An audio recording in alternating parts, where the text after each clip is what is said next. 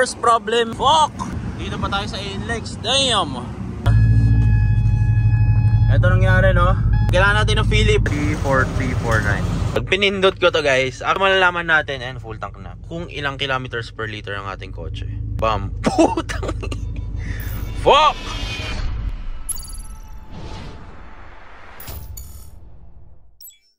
What is up, Pocheros? What's up sa inyo mga patatas? Babalik tayo guys syempre sa ating panibagong video. Kung familiar kayo sa mga vlogs natin guys, is tuwing may bago tayong kotse, is sinasabak talaga natin sa long drive yung mga sasakyan. Tulad nitong panibagong project car, which is ang Subaru Forester 2010. Turbo siya guys, ayan, turbo, ayan.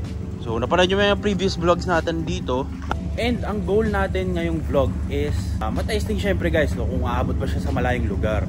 Sabi naman ni Bugito is nadala niya na ng Isabela to, nadala niya na ng Subic sa Isabela, basta binrake-inan lang ng Matinuto. Pero syempre, di tayo nakikinig sa mga sabi-sabi lang, no? Gagawin talaga natin itself. Tsaka gusto ko rin actually guys malaman kung matipid ba sa gasolina itong 2010 natin na Subaru Forester. Na-try na natin Toyota, na-try na natin Honda. Ngayon naman to the extreme. Para sa akin extreme to guys kasi medyo mahal kasi mag-ari ng mga Subaru. To the extreme tayo, ngayon naman nasa Subaru tayo. Goal natin ngayon is paabutin to ng La Union, which is alam ko naman most likely mangyayari. And sana walang aberya. Number 2 is, testing talaga natin dito guys, is fuel consumption nitong Subaru Forester. Hopefully makapag 13 to 14 kilometers tayo per liter. Pero kasi guys, ginamit ko na siya for a while ng traffic. Siguro mga nasa 60 kilometers na rin yung naikot-ikot dito sa QC. Hindi ko alam, no? Magiging mix siguro yung mangyayari. Pero sana lumagpas ng 10. Kasi guys, yung Accord natin is mga nasa 10 to 11 kilometers per liter kapag long drive nung umuwi ako sa La Union. Yung Corolla ko naman na si Cory, mga nasa 8 to... Yun ang malakas talaga guys. Kasi carb type siya. Hindi ko alam, for some reason malakas talaga pag carb. Nasa 9 to 10, 8 to 10 kilometers per liter kapag long drive. Kasama na onting traffic. Gary naman, siya yung pinakamatipid sa lahat. Siya nagpo 14 yon kilometers per liter. Turbo natin na 4E-FTE engine na 1.3 liter. Nauwi ko na ng La Union yun ilang beses na. Tested talaga siya guys. Sobrang tipid talaga sa gas. Itong Revo, ayan, itong Revo, hindi ko pa nauwi to sa La Union. So hindi ko alam kung malakas ba to sa gas or hindi. Ngayon, testing natin tong Forester. Tignan natin kung ano yung kanyang kalalabasan. So tara, let's go! Odo natin ngayon guys is 108,647. Nag-start tayo ng 108,593. So ilan yun? 593 minus 108,647. Ayan, so 54 kilometers pala yung tinatakbo guys. Pero damn, tignan mo yung ano natin. Oh, ito yung POV. Kadalasan kasi guys, kapag full tank kayo, matagal siya bumabad dun sa pinakataas nung full tank. Pero ito, 54 kilometers pa lang, second line na. Kinakabahan ako rito. Mukhang malakas-lakas sa gas tong Subaru guys. Accord natin, matipid siya in a way na kasi malaking tanke, 70 liters ata, 60. Kung ba sa computation natin doon is around nasa ano siya, 11 to 12 kilometers. Doon siya naglalaro. Ngayon, tetestingin natin to. Pero ito, binahe-biyahe na kasi natin to guys, na traffic na to. No? Kung ano na lang, saan na tayo pumunta. Medyo hindi fair yung gagawin natin comparison. Pero for the sake of gusto ko malaman kung matipid ba tong Subaru o hindi. Sa city driving 54 kilometers. Compute natin, no? Mamaya tuturo ko ulit sa inyo. Okay, cold start tayo, cold start. Hindi naman na cold start, ginamit ko na kanina, pero pakinggan natin. Bam! Oras pa lang ngayon, 1:50 ng umaga. So hindi na ako magpapagas guys dahil medyo full tank naman tayo. Hopefully guys makarating tayo doon ng walang aberya. Subaru, to be honest medyo kabado ako dito dahil Subaru mahal magpagawa, no? Wala akong kaalam-alam dito kasi syempre isipin nyo guys, galing ako sa Corolla na carb type 4AF 1989. Ngayon napunta na tayo sa 2010 Subaru Forester. Dala na natin yung ating bag, wireless microphone para in case na magvo-vlog tayo sa La Union, may magagamit tayo. Power bank na 40,000, laptop, mouse, charger. Disclaimer lang pala kasi last vlog nangyari din to, no? Yung ilaw kasi ng ano natin na to ng Forester is yung high niya kasi guys malapit lang. Mamaya papakita ko sa inyo while drive. Marami kasi nagko-comment last time, boss palagi ka naka-high, kawawa naman yung mga kasalubong mo. Yung tuto kasi last time nung Accord guys sobrang baba. Palagi tayo naka-high. Yan, hina-high. Wala ka kasi makikita dito guys. Alam ko baka sabihin nyo nagsisinungaling ako or what, pero hindi naman ako mambubulag guys, no? Alam ba't naman ako mabubulag, di ba? Pero mababa kasi yung setting ng level ng headlight nitong Subaru kasi nga lowered na siya. Tapos for some reason, hindi ko alam bakit sobrang baba ng tutok nito. Tingin mo, uupo ako, papakita ko sa inyo. Ayan. Simulan natin ang drive. Papakita ko sa inyo na mababa lang siya. Eh no. Siyempre kapag ka sa expressway ka na, nasa 100, tignan mo naman oh.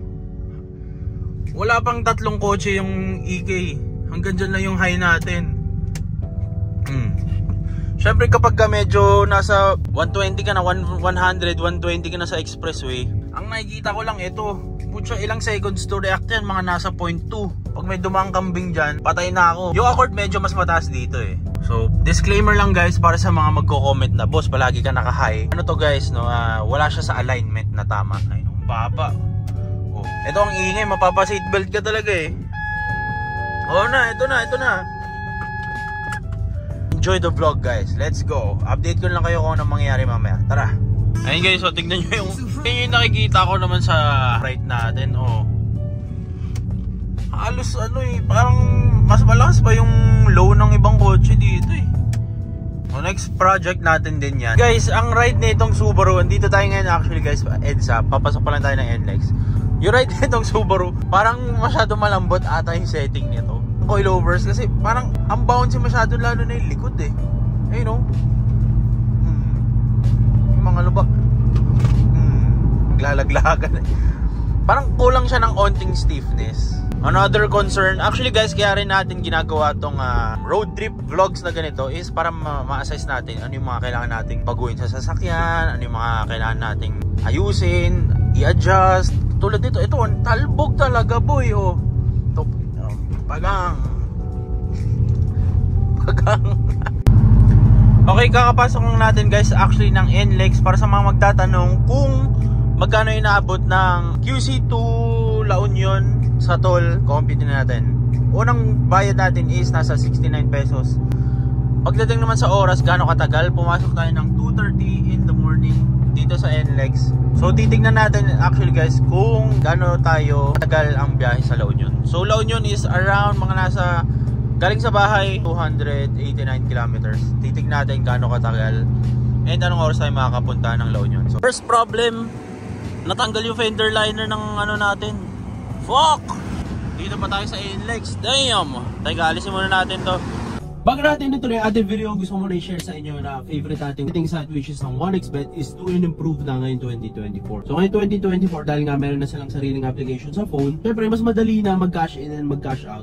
At syempre mag-deposit para makapag-bet tayo. So paano nga ba i-download yung 1xBet? Search nyo lang sa Play Store or sa App Store. Android or iPhone, meron niyang application sa phone. So punta lang kayo sa App Store or sa Play Store nyo, search nyo lang dyan 1xBet, tapos lalabas yung window na yan. Share ko lang sa inyo guys, dati kasi wala silang application sa phone. So ngayon, syempre mas madali na. And syempre, mas reliable to kasi hindi na kayo mag-click ng kung ano-ano pang link. Anyway, meron tayong voucher para makatanggap kayo ng $100 from 1xBet. And from me, no? So papakita ko mamaya kung paano nyo malalagay yung voucher natin. Lalagay nyo lang rich potato, tapos makukuha nyo yung $100 na voucher na parang panimula kung tawagin.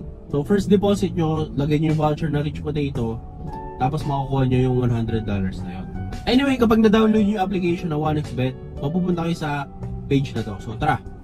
So napakadali lang mag-register dito guys. Siyempre click nyo lang yung green sa taas, register. Tapos ako dito may lalagay yung phone number mo. Ito rin yung gagamitin mo pang login mo. Tapos dito nyo magagamit yung rich potato na code. Siyempre $100 yan guys na bonus, di yan pesos, dollars yan. So napakadali lang mag-register, makakapag-bet ka na agad. So siyempre kailangan mo maglagay muna ng pera para makapag-bet ka dito sa betting site. Kaya siya betting site, diba? So maganda sa betting site na to, sobrang daming laro. Siyempre meron ditong football kung fan ka ni Messi o ni Ronaldo, tennis, meron din. At syempre, yung paborito ng Pinoy, hindi mawawala talaga dyan yung basketball. Pwede ka tumaya dito, NBA, PBA, at kung ano-anong liga pa. Yun ang maganda dito sa 1xBet, sobrang daming varieties ng mga laro. Sobrang user-friendly ng app na to, so hindi ka talaga malilito, hindi ka maliligaw. Subukan nyo na tong 1xBet, wala namang masama sa pag nagtatry. Ginagawa ko, tinatakin ko na lang muna dito sa may... sobrang baba kasi ata nito eh. Kailangan natin siya mas safety, no?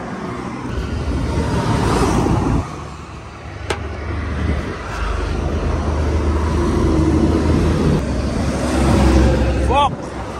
Ito baba pala ng kotse, nararub niya na yung fender liner natin hanggang sa natungkab niya na. Paparada muna ako dito sa may Petron. Philip, kailangan natin ng Philip. Of all, Philip ay nakalimutan ko. Lahat ng size ng socket meron tayong dala, pero Philip wala tayong dala. Guys, so since kinakain niya yung fender liner natin, alisin na lang muna natin to. Saka na natin ikakabit. Medyo nasira niya guys, so damn. Teka, alisin ko lang, hugutin ko lang to. Dahil na nga guys, di niya na kinaya, natanggal na siya mag-isa. Damn. Sobrang baba kasi nito boy. Tupi lang natin yung mga, may nakatuso kasi siya guys, ayun. Ito yung mga pinagkakabitan ng tornilyo. Tupi natin to. Kasi kakainin nito yung gulong natin. All goods, all goods. Tuloy yung biyahe. Tabi na muna ang fender liner na punet. Alam nyo guys, kanina sabi ko malambot yung kanyang shocks, no? Yun na nga yung rason kung bakit ayoko ng malambot na setting ng coilovers. Kasi kinakain niya yung fender liner. Lalo na sa ganitong kotse, sobrang baba. Quick update lang pala guys. Kakalagpas ko lang actually na Bulacan area ito. May malaking toll gate. And napansin ko na, Gar, anong nangyari sa gasolina natin dito, Gar? Ba't sobrang lakas na ito sa gas, Gar? Abot ba ng laon yun to boy? Isang full tank? 5 minutes later. Kakatawag lang ni Ralph sa atin at sabi niya nakalimutan daw niya sabihin maluwag yung fender liner and maganda daw yung magkakatono ng shocks nito. So kahit daw puno ako, hindi daw magra-rub. So tinesting ko guys, nag 120 ako. Hindi naman talaga nagra-rub. Ngayon nasa 110 na ako. Titingnan natin kung magra-rub dito. Dito kasi may mga lubak-lubak eh. Pag to nag-rub Ralph, babalik ko sa ito par. Testing natin dito. Parang wala nga po yun. Ito, may rampa rito eh.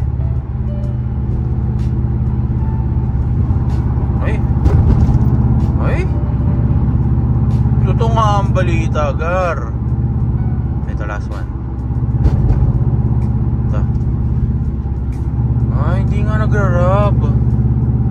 Okay, maluwag lang talagang liner. Kaso wala na yung liner, hindi natin magagamit.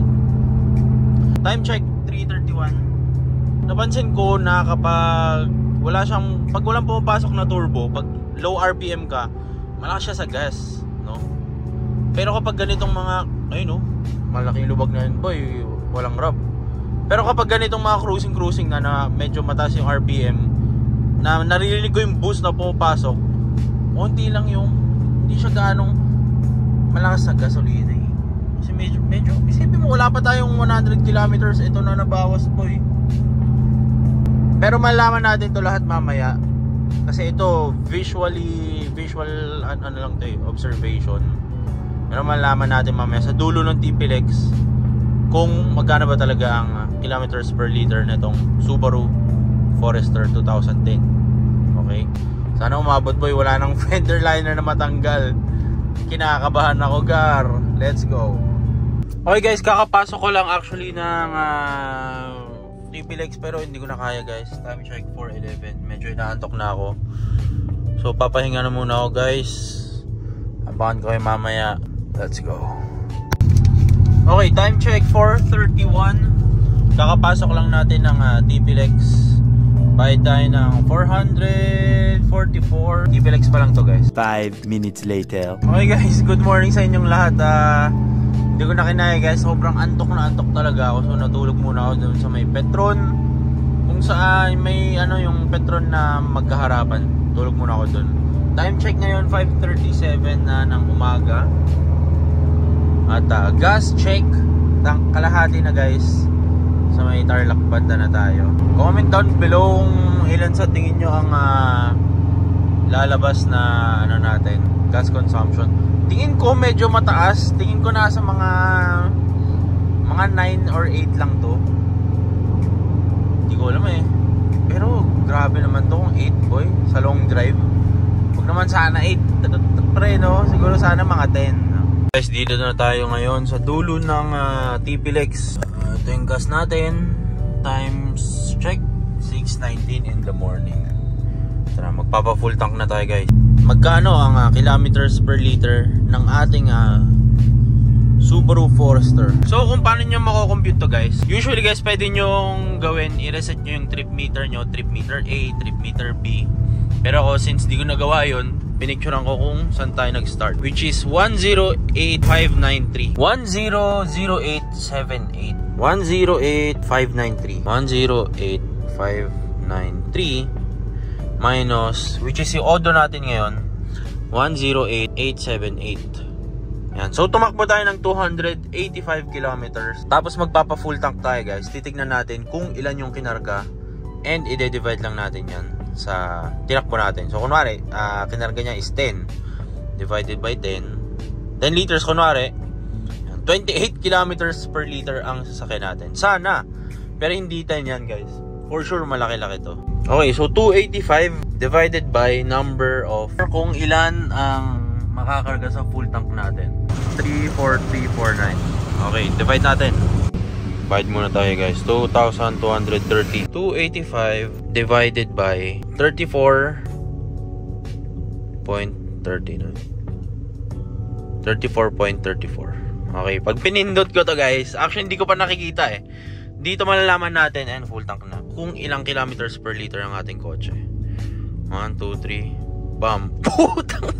Fuck! 8 lang? 8.2? Damn, ang lakas nun boy. In-expect ko mga around nasa 10, 9 to 10 no? Pero 8? Damn, taas nun no? So halo kasi yun ng 200 kilometers na long drive. Tapos mga 70-85 kilometers ng traffic. Sakit boy. Mas malakas pa sa Accord to. Damn, V6 na yung Accord Ito, sabagay kasi yung Accord guys, may VCM. Diretsahin na natin tong baknotan. Dami pa tayong dadangbayan guys. Inabot na tayo umaga. No? Kung naka-Forester kayo, comment down below kung malakas ba yung 8 kilometers per liter sa mix ng traffic tsaka highway. Kasi ako guys, atansyahan lang talaga to. Bago lang sa akin tong Forester. 5th or 6th day pa lang natin nasa atin to. Pero para sa akin, okay lang naman yan. Kung kapalit naman yan ay moonroof. Napakalaking moonroof. Ayan. And yung kapugian niya, no? Syempre, decent space, leather, turbo, engine, lalaki ng mga bintana. Para sa akin, kapalit nun malakas na gas, okay lang, di ba? Okay lang. 5 minutes later. Okay, dito na tayo ngayon guys sa La Union. Ito na si Cory, oh. Check nga natin si Cory. Medyo malikabok si Cory guys, oh. Tingnan natin. Habang kino-cool down natin tong the goat. Ang alikabok boy. Teka, taas natin yung hood. Init. Damn. Sobrang gabok nito boy. Tinubuhan na ng halaman sa loob. Ano to, sa loob ba to? Paano nakalusot yan? Pero winax ko to guys. Titignan natin, papakarwash natin to. Titignan natin kung matatanggal ang alikabok. Ngayon, ang tanong, kung magsa-start to. Hindi mo ko to dito guys for mga 2 weeks na. Tignan natin kung ano to. Magsa-start pa, no? Pero syempre, tinanggal ko yung baterya para di malobat, no? Tignan natin. Ay! Tinubuhan na ng dahon sa mugs.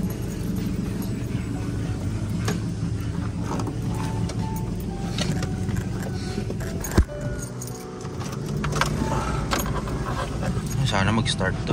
Huwag muna natin bombahin. Try lang. Ayun. Mapalag. Okay. Car meat sa ilalim ng yero.